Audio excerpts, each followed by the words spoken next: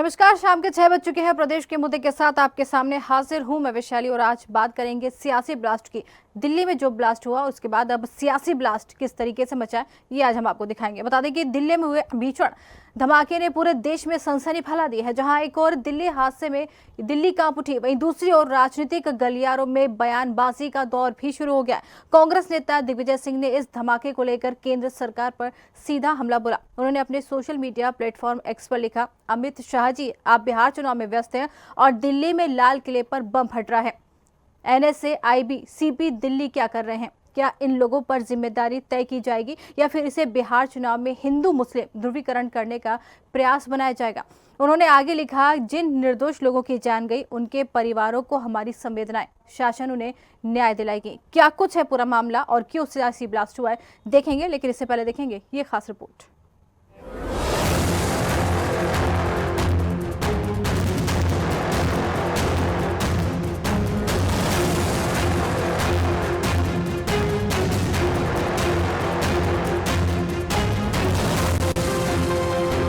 दरअसल दिग्विजय सिंह ने अपने सोशल मीडिया प्लेटफॉर्म एक्स पर पीएमओ और अमित शाह को टैग कर लिखा, अमित शाह जी, आप बिहार इलेक्शन में व्यस्त हैं और दिल्ली में लाल किले पर बम फट रहे हैं। एनएसए, आईबीसीपी दिल्ली क्या कर रहे थे? क्या इन लोगों पर जिम्मेदारी तय की जाएगी? क्या इन लोगों पर कोई कार्रवाई होगी या फिर उसे बिहार चुनाव में हिंदू मुस्लिम ध्रुवीकरण करने का प्रयास होगा? देखते हैं, जिन निर्दोष लोगों की जान चली गई उन सभी के परिवारजनों को हमारी संवेदनाएं, उन्हें विनम्र श्रद्धांजलि, शासन और उनके परिवारजनों को पूर्ण न्याय दिलाएं। वहीं कांग्रेस का कहना है कि जब चुनाव होते हैं तभी इस तरह के मामले क्यों होते हैं? निश्चित तौर पर मैं देश नहीं मिटने दूंगा, मैं देश नहीं झुकने दूंगा जैसे जुमले देने वाले इस देश के प्रधानमंत्री और गृह मंत्री से एक बड़ा सवाल तब हो जाता है जब देश में घटनाओं की आप टाइमिंग देखेंगे। पुलवामा होता है तब बीजेपी की सरकार होती है, संसद में हमला होता है तब बीजेपी की सरकार होती है। तमाम ऐसे हमलों की फहरिस्त है। अगर आप गूगल करेंगे, इस देश के लोगों के अब दिल दिमाग में बैठ चुका है कि क्या कारण है कि जब जब चुनाव आते हैं तब तब सरहदों पे तनाव होता है या इस तरह के बम ब्लास्ट होते हैं। आखिर इस देश की जो पुलिसिया व्यवस्था है या आईबी है या दिल्ली पुलिस है वो किसके अधीन है? देश के गृह मंत्री क्या कर रहे हैं? उनकी कानून व्यवस्था क्यों इतनी लचर है कि जो संवेदनशील, जो हमारा देश का कैपिटल है, राजधानी है, दिल्ली में इस तरह के लोग और उससे महज कुछ दूरी पर ही आरडीएक्स इतना बड़ा पकड़ा जाता है? तो ये पुलिस विभाग और देश के गृह मंत्री कर क्या रहे हैं? आखिर चुनाव के समय ही सीमावर्ती इलाकों में फायरिंग हो जाना या लाल किले के पास इस तरह का ब्लास्ट होना भारतीय जनता पार्टी की नाकामी को उजागर करता है। बीजेपी सांसद दर्शन सिंह चौधरी ने कहा कि दिग्विजय सिंह ऐसे बयान देते रहते हैं। से पहले तो ये बहुत ही दुखद घटना है और पूरे देश को इस बात का दुख है। आतंकवादी किसी भी रूप में हो, उनको बर्दाश्त नहीं किया जाएगा। माननीय दिग्विजय सिंह जी, सद्बुद्धि कम से कम उनको माँ भगवती दे। और ये संकट का समय है, संकट के समय ऐसी बात नहीं की है, आतंकवाद किसी का हितैषी नहीं हो सकता। हम चुनाव को देखकर इस प्रकार की बातें करें, ये क्षुद्र राजनीति का प्रतीक है। भारतीय जनता पार्टी माननीय मोदी जी के नेतृत्व में लगातार विदेशी आतंकवादियों को भी जवाब दिया है, देश में भी इस प्रकार के अलगाववादियों को भी अति शीघ्र जवाब मिलेगा। दिल्ली ब्लास्ट को मुख्यमंत्री डॉक्टर मोहन यादव ने बेहद दुखद बताया और दिल्ली हादसा बेहद दुखद है। केंद्र सरकार और एजेंसियां इसकी जांच कर रही हैं। भारत सरकार ऐसी घटनाओं से निपटने में पूरी तरह सक्षम है। जिम्मेदार लोग किसी भी कीमत पर बच नहीं पाएंगे। दिल्ली का यह धमाका सिर्फ राजधानी ही नहीं बल्कि पूरे देश के लिए चिंता का विषय है। लेकिन सवाल ये भी है कि क्या हर दर्दनाक हादसे पर राजनीति जरूरी है? फिलहाल एजेंसियां जांच में जुटी हैं और देश एक बार फिर सवाल पूछ रहा है, सुरक्षा के मोर्चे पर आखिर चूक कहां हुई? बिल्कुल लगेगा कि देश सवाल पूछ रहा है और वो पूछे भी क्यों ना, क्योंकि जिस तरीके से ये ब्लास्ट हुआ है दिल्ली में, कहीं ना कहीं इस ब्लास्ट की गूंज जो है पूरे देश में सुनाई दे रही है। वो इसलिए क्योंकि जिस तरीके से अलर्ट के बाद यहाँ पर एक ब्लास्ट होता है और इतने लोगों की जान चली जाती है, लेकिन इस पे राजनीतिक रोटियां सेकने का सिलसिला शुरू हो जाता है। संवेदना तो दीजिए, परिवार के प्रति दुख तो व्यक्त कीजिए, वो तो हुआ नहीं है। सीधे सीधे ब्लास्ट को लेकर राजनीति शुरू कर दी गई है दोनों ओर से। आज इसी पर हम चर्चा करेंगे और हमारे साथ दुर्गेश केसवानी बीजेपी से जुड़ गए हैं। डॉक्टर शिम्पी अग्रवाल कांग्रेस से जुड़ गई हैं और विनोद मिश्रा वरिष्ठ पत्रकार हमारे साथ जुड़ गए। सभी मेहमानों का बहुत बहुत स्वागत है और मैं आज डिबेट की शुरुआत कांग्रेस के साथ ही करना चाहूंगी। शिम्पी जी, क्या लगता है, ब्लास्ट हो जाता है, 11 से 12 लोगों की जान चली जाती है, लेकिन दिग्विजय सिंह पोस्ट करके ये कहते हैं कि हिंदू और मुस्लिम ध्रुवीकरण करा जा रहा है बीजेपी की तरफ से। क्या लगता है, ये सही था? देखिए वैशाली जी, जब ये ब्लास्ट की खबर आती है तो सबसे पहले हमारे राष्ट्रीय नेता आदरणीय राहुल गांधी जी, सबसे पहले उनका बयान आता है और वो अपनी संवेदनाएं व्यक्त करते हैं। जी,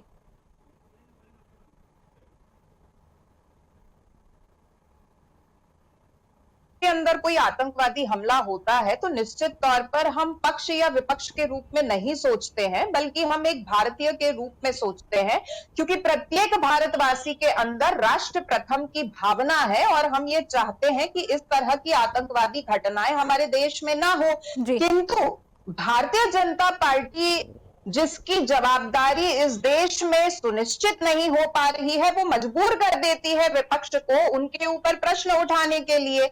आप ये देखिए, पहलगाम का आतंकवादी हमला होता है, जब देश के प्रधानमंत्री विदेश से भारत की सरजमी पर आते हैं तो उनका प्रथम कर्तव्य क्या था? या तो उन्हें पहलगाम जाकर पूरी स्थिति का जायजा लेना चाहिए था या फिर पीड़ित परिवारों से मिलना चाहिए था, लेकिन वो कहां गए? वो बिहार के चुनावी मंच पर चले गए और नीतीश कुमार और मोदी जी को ठहाके लगाते हुए पूरे देश ने देखा था। आज दिल्ली में जब ये घटना होती है तो देश के प्रधानमंत्री की ये नैतिक जिम्मेदारी थी कि वो देश में रह के संवेदनाएं व्यक्त करें, लेकिन व्यक्त कहां से कर रहे हैं? भूटान के मंच से, जहां से वो कहते हैं कि मैं बहुत ही भारी मन से आया हूं। तो क्या विपक्ष इसके ऊपर प्रश्न ना करे? हमारे देश के निर्दोष नागरिक कब तक इसी का काल की ग्रास समाते रहेंगे? और आप ये कहते हैं कि विपक्ष प्रश्न ना करे, तो फिर विपक्ष प्रश्न कब करे, ये बता दीजिए। कोई अकाउंटेबिलिटी है, कोई जवाबदारी है इस सरकार की जो इस देश के अंदर सुनिश्चित होनी चाहिए? तो विपक्ष सिर्फ अपना कर्तव्य निभा रहा है, क्योंकि पूरी जनता आक्रोशित है, उद्वेलित है। एक के बाद एक ये आतंकवादी घटनाएं हो रही हैं। हम कब तक मुंह बंद करके बैठे रहेंगे? ठीक है, इसका जवाब ले लेते हैं। दुर्गेश जी, क्या लगता है, प्रधानमंत्री इस पर बात, भूटान चले गए, भूटान से शोक संवेदनाएं व्यक्त कर रहे हैं, क्या लगता है कांग्रेस जो सवाल उठा रही है वो कहीं ना कहीं सही भी लगता है, क्योंकि जिस तरीके से प्रधानमंत्री को यहाँ पर रहकर इस पूरे मामले में बोलना चाहिए? देखिए वैशाली जी, सबसे पहले तो जो असामयिक काल के गाल में समा गए हैं जी उन परिवारों के प्रति हमारी संवेदना है, भारतीय जनता पार्टी की सरकार की संवेदना है और पूरा देश उनके साथ खड़ा है। आपने विषय किया कि राजनीति नहीं होनी चाहिए और ये राजनीति से बाज नहीं आ रहे हैं। आज इतनी बड़ी घटना घट गई है और इस दुखद घटना के समय मुझे लगता है कि सरकार अपना काम कर रही है। माननीय अमित भाई शाह जी तुरंत पहुंच गए वहां पे, स्पॉट पे। जैसे ही उनको संज्ञान में आया, सबके यह मामला संज्ञान में आया, माननीय अमित भाई शाह जी वहां पहुंच गए। और एक मुख्यमंत्री इनके कमलनाथ जी थे, जब भोपाल में घटना घटित हुई थी, कटलापुरा मंदिर के समय पे 11 बच्चे डूब गए थे, तो वो वल्लभ भवन की सीढ़ियां नहीं उतर पाए। तो संवेदनाएं की बात तो ये करे नहीं कांग्रेस के लोग, और ये बात कर रहे हैं कि प्रश्न कब उठाएं। प्रश्न आप उठाइए, हमें कोई आपत्ति नहीं है आपके प्रश्नों से, आप प्रश्न उठाइए, पर देश की सुरक्षा के समय, देश जब इस तरह से जब कोई बड़ी घटना को आतंकी अंजाम देते हैं और उस समय पे ये सब चीजें नहीं करना चाहिए। पर दिग्विजय सिंह जी भी बाज नहीं आते हैं, राहुल गांधी जी भी बाज नहीं आते हैं और कांग्रेस के लोग भी बाज नहीं आते हैं। आपको सिर्फ और सिर्फ राजनीति करनी है, राजनीतिक अमली जामा पहनाना है हर बात को, तो आप वो राजनीति करते रहिए। रही बात सुरक्षा में, जो इस तरह से ये घटना घटित हुई है और जिस तरह से जो नाम सामने आए हैं, वो कांग्रेस और विशेष वर्ग की राजनीति करने करती है। और निश्चित ही आज जब माननीय प्रधानमंत्री जी ने भूटान से ही अपनी संवेदना व्यक्त की है और ये सब कार्यक्रम प्रायर होते हैं। बिल्कुल वैशाली जी और प्रधानमंत्री जी के जो कार्यक्रम है, पर वहां भी उन्होंने इस बात को कहा है कि किसी को बख्शा नहीं जाएगा। हम बार बार देश के साथ जब इस तरह की जो कायराना हरकत होती है वैशाली जी, फिर चाहे हमने एयर स्ट्राइक करके जवाब दिया हो, सर्जिकल स्ट्राइक करके जवाब दिया हो, पुलवामा में घुसकर मारकर जवाब देने का, पुलवामा घटना के बाद हम अंदर तक घुस के आपने देखा किस तरह से पाकिस्तान को घुटनों पर लेके आने का काम किया है। ये सब जो इश्यूज हैं, इंटरनेशनल इश्यूज हैं, उस पे कांग्रेस को राजनीति नहीं करनी चाहिए। कांग्रेस जब जब इंटरनेशनल मंच का उपयोग करता है, वो देश की बदनामी करने के लिए राहुल गांधी जी खड़े रहते हैं। बाकी ऐसे विषय में मेरी आग्रह है उनसे कि राजनीति न करें, देश सुरक्षित हाथों में है। और निश्चित रूप से जहां देश के प्रधानमंत्री यशस्वी मोदी जी हैं, गृह मंत्री, केंद्रीय गृह मंत्री अमित शाह जी हैं, अगर कोई भी इस तरह के हमलों को अंजाम देता है, कायराना हरकत देश में करता है, देश के नागरिकों की सुरक्षा के साथ कोई खिलवाड़ करता है, तो उसको बख्शा नहीं जाएगा। बिल्कुल बिल्कुल बख्शा नहीं जाएगा। बिल्कुल सही कहना है आपका, क्योंकि जिस तरीके से हमला होता है और कहीं ना कहीं अगर आतंकी घटनाएं होती हैं तो उसका जवाब जरूर सरकार की तरफ से दिया जाता है। ये बहुत अच्छी बात आपने कही। वरिष्ठ पत्रकार भी हमारे साथ जुड़े हैं।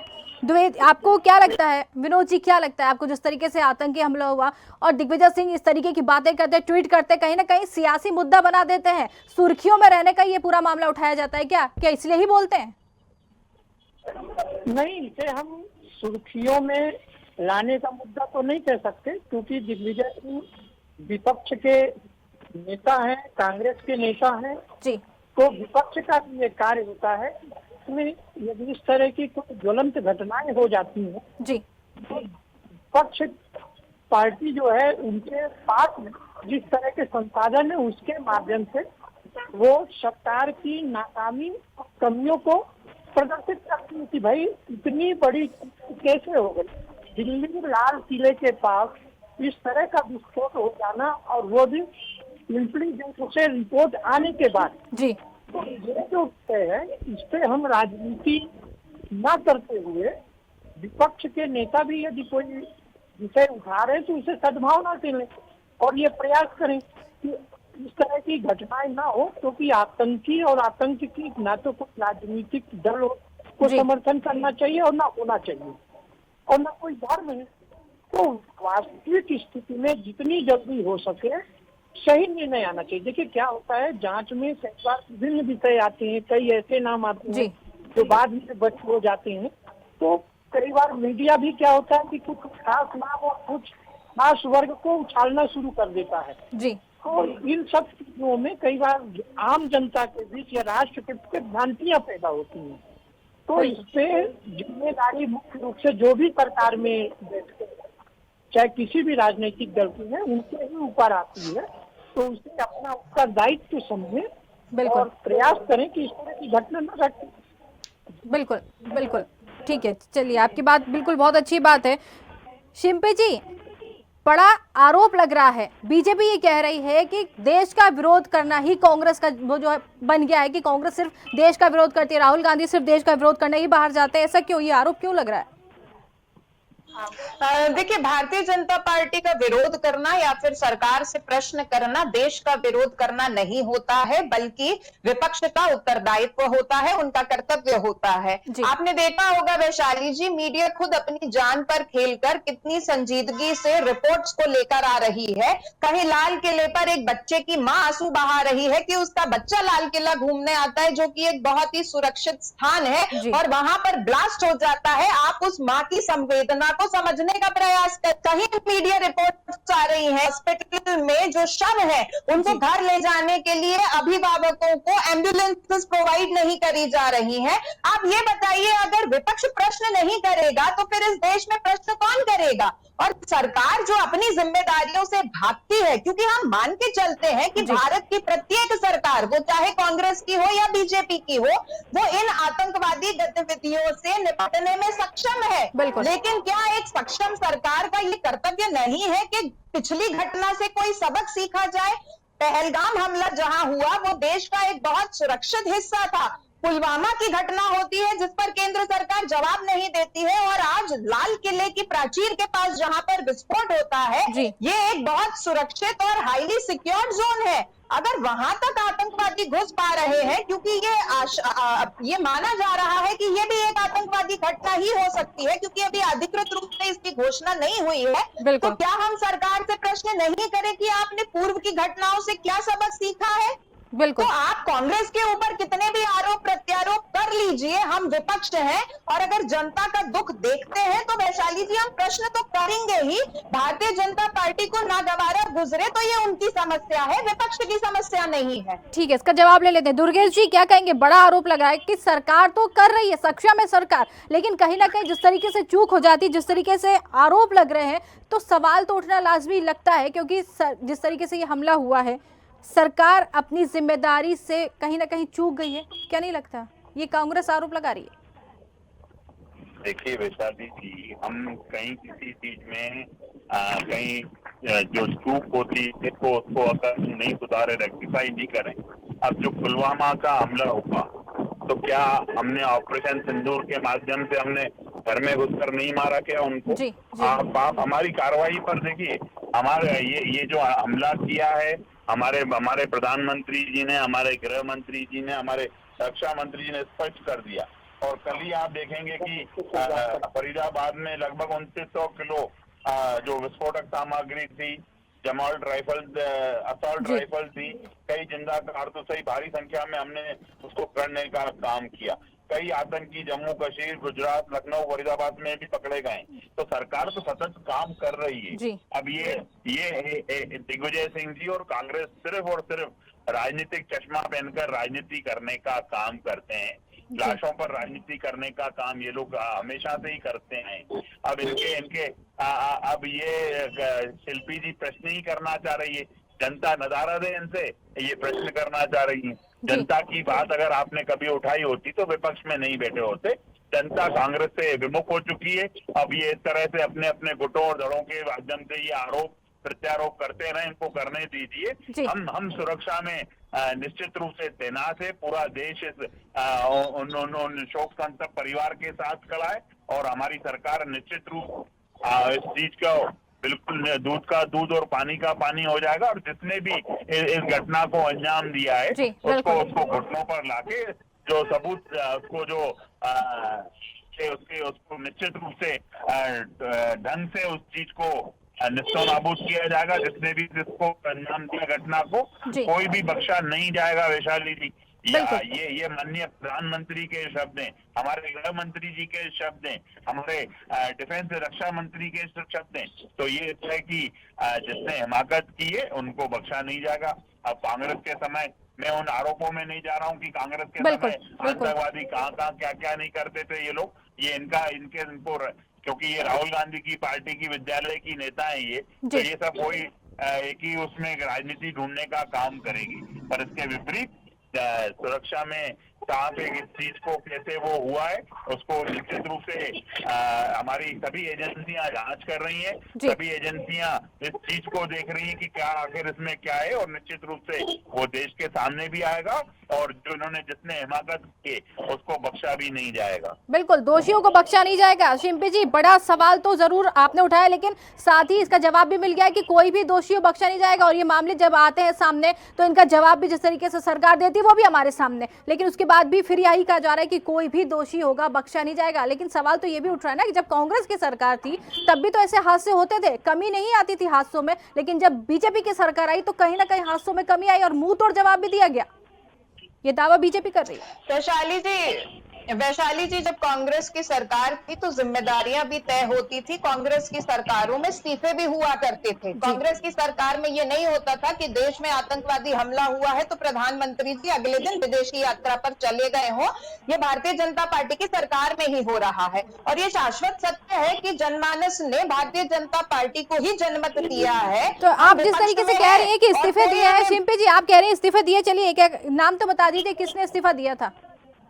हाँ, जब 26/11 का मामला हुआ था तो आपको याद है कि महाराष्ट्र के अंदर भी इस्तीफे हुए थे, लेकिन भारतीय जनता पार्टी की सरकारों में इस्तीफे नहीं हुए। और माननीय मोदी जी क्या कर रहे थे 26/11 हमले के बाद? वो बिल्कुल होटल ताज के सामने जाकर एक प्रेस कॉन्फ्रेंस कर रहे थे और इसे राजनीति करना कहते हैं वैशाली जी, जो कांग्रेस नहीं करती है।